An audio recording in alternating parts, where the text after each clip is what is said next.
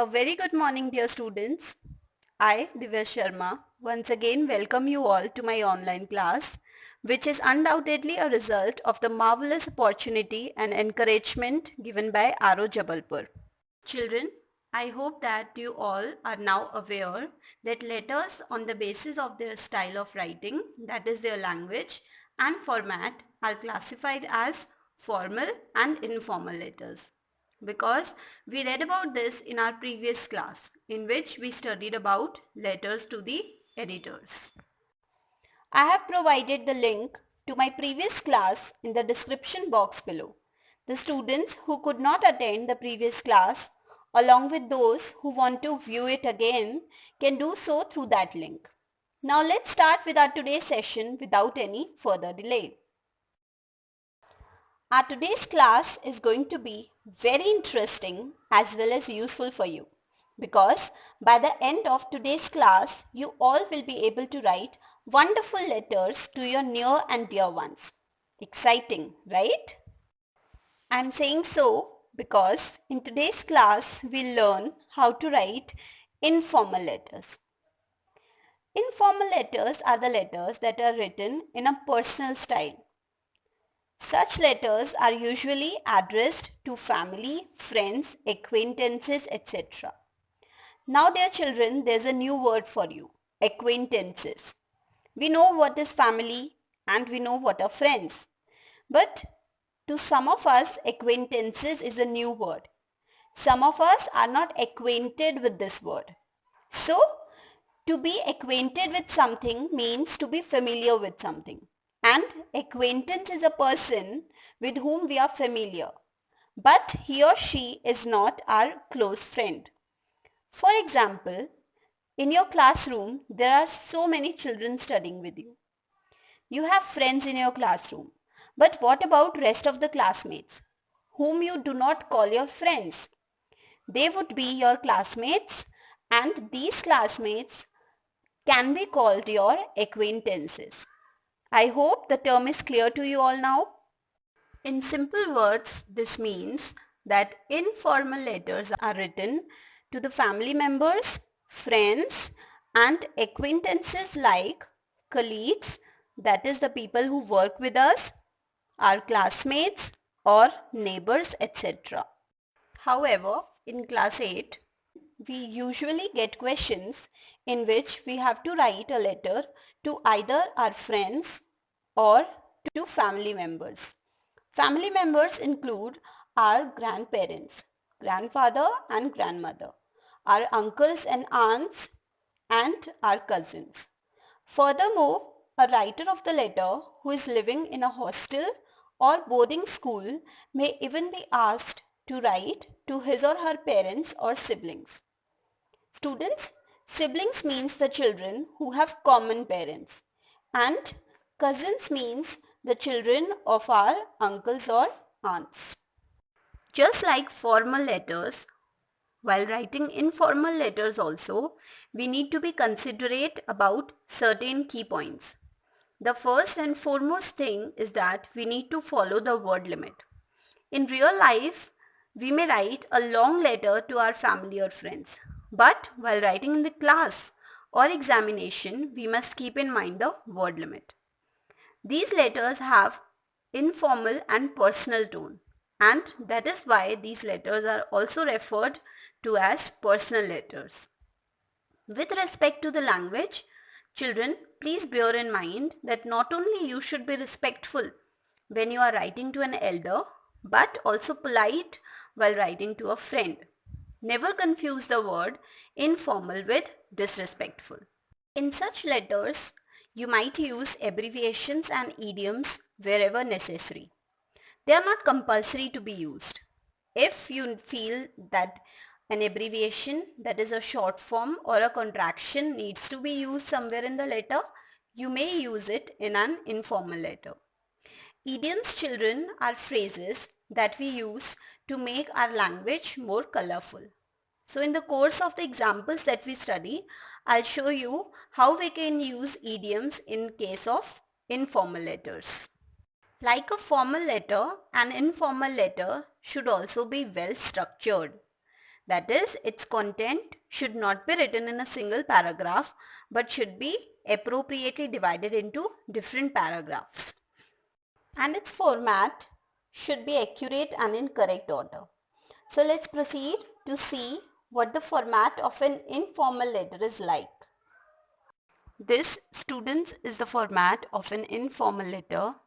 Just like a formal letter, an informal letter also begins with the sender's address. Sender, we know, is the person who writes the letter. After this comes the date of writing the letter. Then comes the salutation. And children, the salutation of an informal letter is also informal because we will of course not address our family or friends as sir or ma'am. Hence, it will be personal and depend on the receiver. Afterwards, we commence with the body or content of the letter. The content is divided into mainly 3 paragraphs, of which the first may contain the greetings and a brief or short description of the purpose of writing the letter. Greetings include inquiry about the health of the receiver, or you can directly start your letter also. The greeting should be positive and comforting.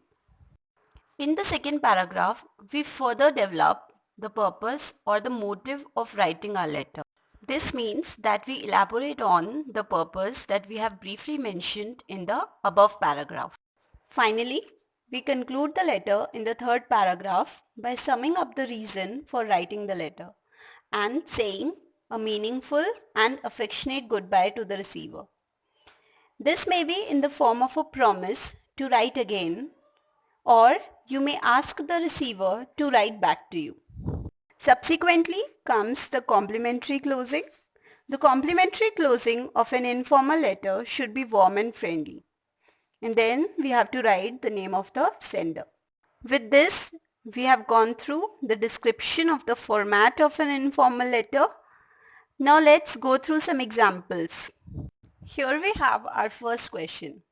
It says, write a letter to your uncle thanking him for the book he sent to you as your birthday gift. So it's a very simple letter. As you can see, you have to write a letter to your uncle. This shows that it is an informal letter because just now we studied that to our relatives we write informal letters. And what is the subject of your letter? You have to thank your uncle for sending you a book as your birthday present. So let's see the solution to this question. As per the rules of format that we have just studied, we'll start with the sender's address. Sender's address was not given in the question, so I have invented one. I have written A45 Amar Colony, Nagpur. You can write any address that you want to because it is not given in the question to you. Then I have written the date, March 10, 2020. And because I have written the month first, then the date, I have put a comma to separate the date from the year. Then comes the salutation. I have written dearest uncle. Remember I told you that the salutation of an informal letter should be personal. So I have written dearest uncle. You can also write dear uncle. Whatever you wish to write, you may choose. The first paragraph says, how are you all? We are fine here. I received your letter and gift parcel yesterday which you sent for me on my birthday. I jumped for joy when I opened the parcel. So here the writer, that is the sender of the letter, Tejaswini. You can see the name that I have written in the end. Tejaswini has started the letter with a greeting. She has inquired about the well-being of her uncle and his family, and she has answered for herself that she and her parents are fine. Then she has given a little background to the letter. She has written that she received her uncle's letter the day before, and along with it was the gift parcel that he had sent to her for her birthday.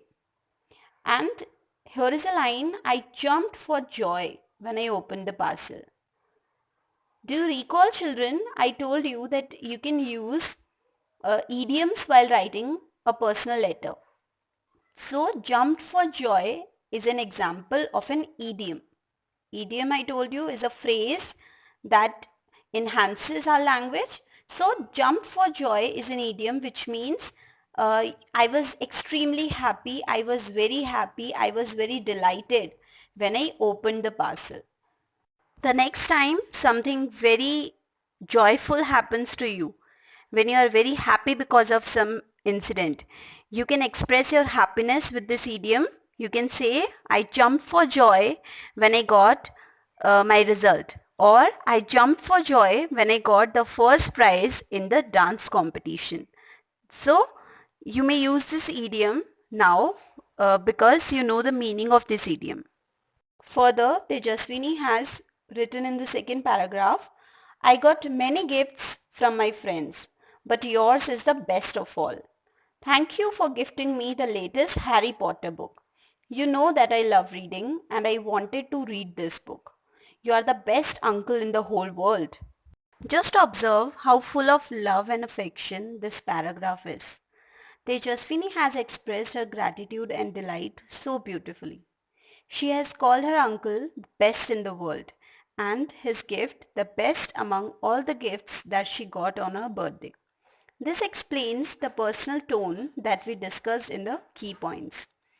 One more thing, children, the question we had specified the gift, that is a book. So in the second para, I have named the book. You may write the name of any book that you desire to mention other than Harry Potter. Moreover, sometimes the object of the gift is not alluded to in the question. That means it is not written what the gift was. In such cases, we are free to write about any gift, like a watch, bicycle, football, a new dress, and so on. Along with the gift that you choose, you have to give the reason why you loved that gift so much.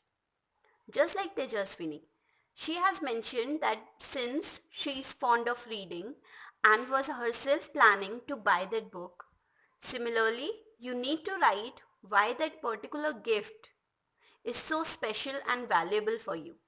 This will make your letter sound more natural and genuine. In the conclusion, Tejaswini has once again thanked her uncle and she has asked him to convey her regards to her aunt and love to her cousin Muskan.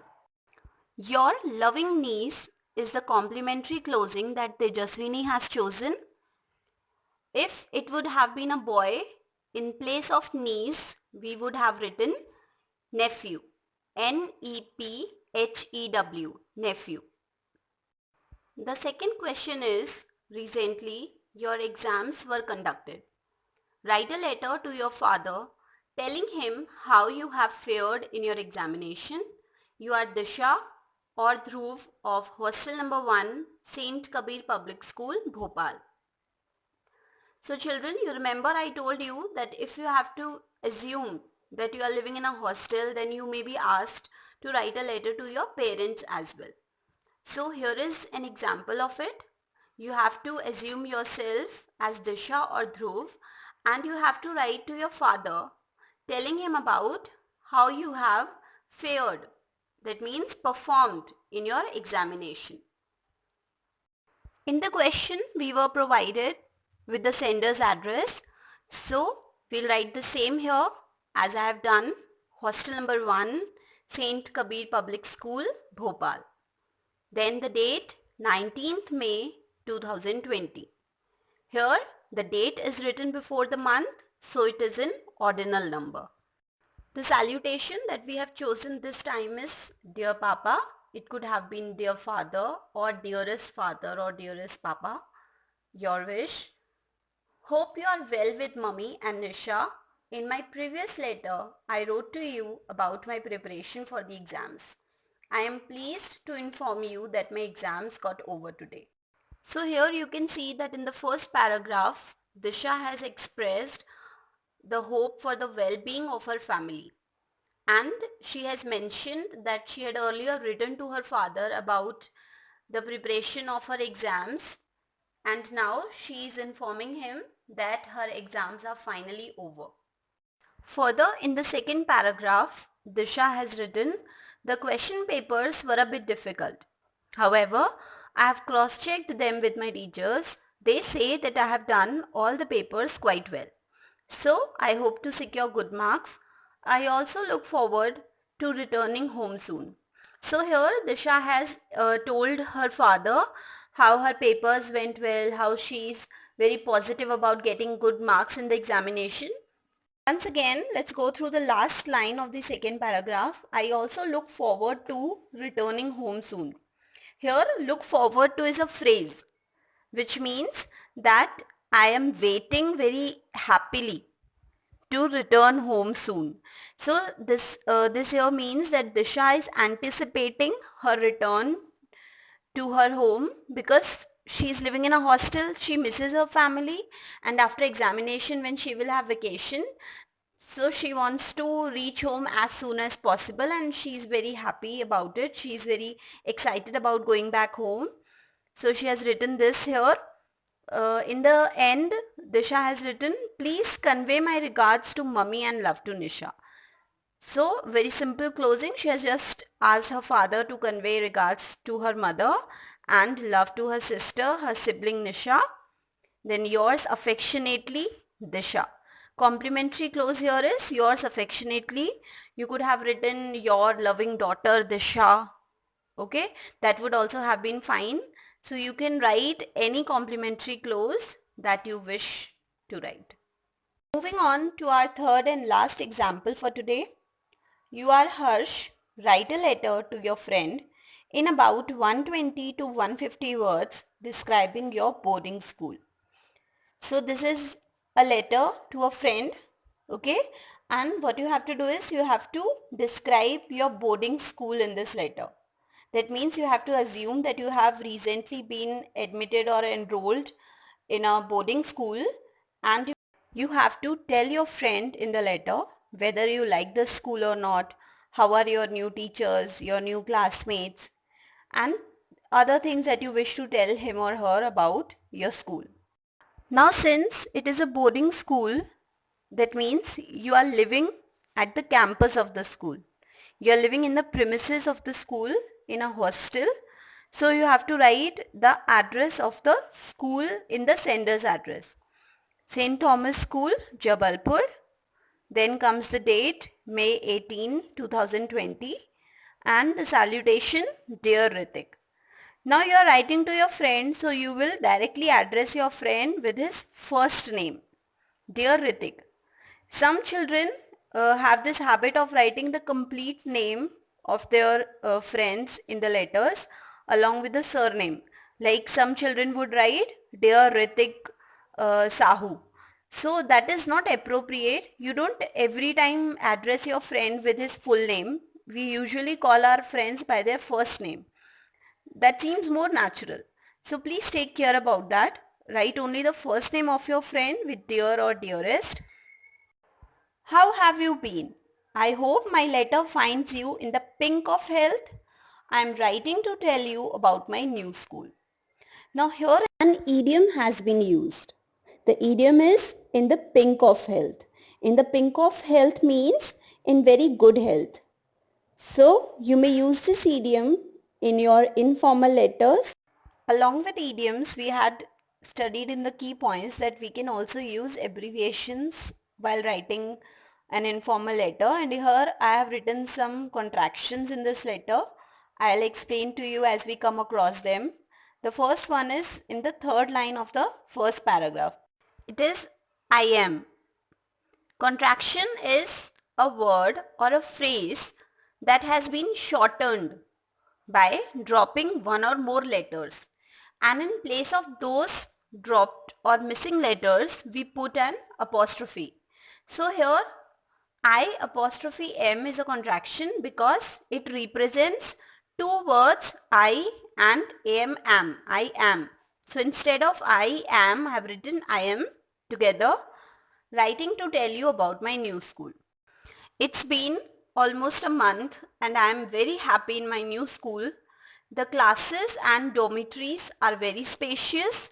There are well-equipped science labs and a library with a great collection of books. The school has amazing sports facilities such as swimming pool, horse riding track and a very large playground. The teachers are also very nice. So here in the beginning of the second paragraph also there's a contraction. The contraction is its. Its here stands for it has. So in place of it has been almost a month, I've contracted it and written it's been a month. Okay. So Harsh got enrolled in the boarding school a month back, and now after a month he's writing to Ritik to tell him about his new boarding school. Harsh likes his school very much. He's very happy and comfortable there. He has described about the school building. He has told Ritik that there are spacious, very large classes and dormitories there. What is a dormitory? A dormitory is a very large hall where the students sleep at one place. There are a lot of beds there according to the number of students, and the students sleep in that large hall called a dormitory. And there are very well equipped laboratories there, a nice library, and the sports facility in the school are also very nice. And he has also praised the teachers of his new school. So the second paragraph, as you can see, contains the description of the boarding school as was asked or demanded in the question. Although I have made many new friends, I still miss you and the other friends. Please write to me about yourself. I'll wait for your letter. Pay my regards to your parents. In the third paragraph, Harsh has concluded by telling Ritik that he still misses his friends. He still misses Ritik in spite of having made new friends in the boarding school. And he has also asked Ritik to write a letter to him, and he has conveyed his regards or his respect to Ritik's parents. Then he has signed off as your friend Harsh. And with the end of this letter, children, we come towards the end of today's class. And I really hope that you all learned something new today and enjoyed today's class. Before leaving, let us revise the key points that we need to consider to write a good informal letter. In front of you on the screen, you can see those key points. Just give a quick glance at them, please. Not only the key points, but the format is equally important. So, please go through the format also once again. Now students, since we have read both letter to the editor as well as informal letters, I have compiled a few questions for you to practice. You have to read the question and analyze whether it is a letter to the editor or an informal letter and answer accordingly. The first question is, write a letter to the editor of the Times of India complaining about the problem of irregular supply of electricity in your area. First, we have to identify whether it's a formal letter or an informal letter.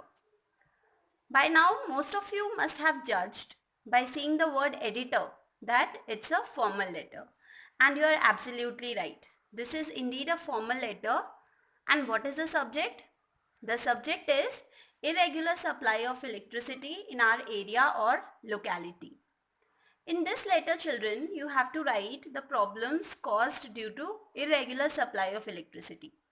You can say that in this summer season, it becomes very uncomfortable without proper power supply. There is also shortage of water as electric motors do not run in the absence of electric power. In the third para, you may request the authorities to ensure proper power supply. So this is how you can go about writing this letter. The second question is, you are Shrejal or Sanjay of Shantinagar, Nagpur.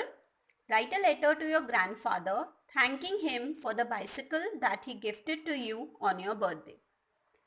So this question is very similar to the first question that we did in today's class. There have been only some modifications, some changes.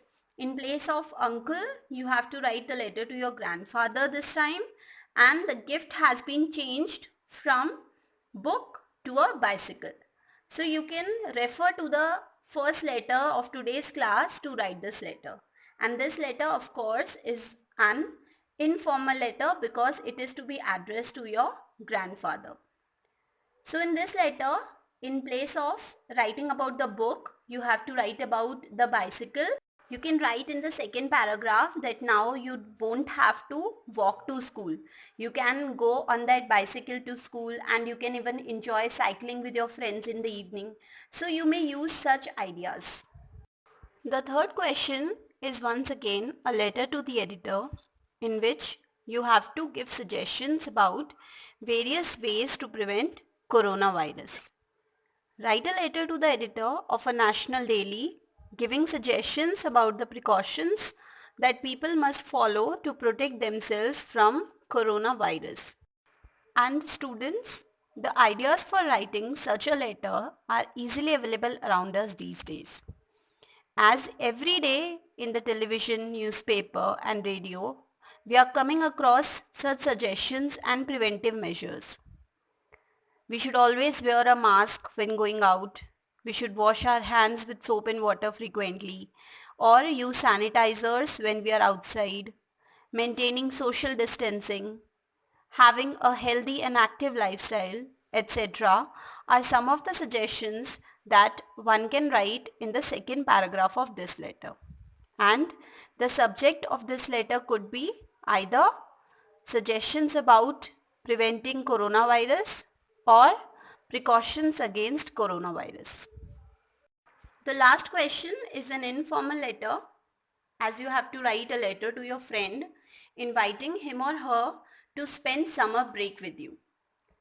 So here either you can invite your friend to your own place, that is your own house, and tell him or her about the various fun activities that you have thought of or planned for both of you during the vacation, which may include a tour of your city, or you can even write that you have planned to spend a vacation at a hill station with your friend away from your own home. So it's completely up to you. Whatever you may wish to write, you can write in this letter. The link to the video of letter to the editor is given in the description box. In case you have any doubt in the first and third question, you can go to the link and solve your doubts. We all know that practice makes a man perfect. So children, please do practice writing these questions so that you can assess how much you have learned, how much you have understood. So that is all for today and I take your leave now. Thank you children.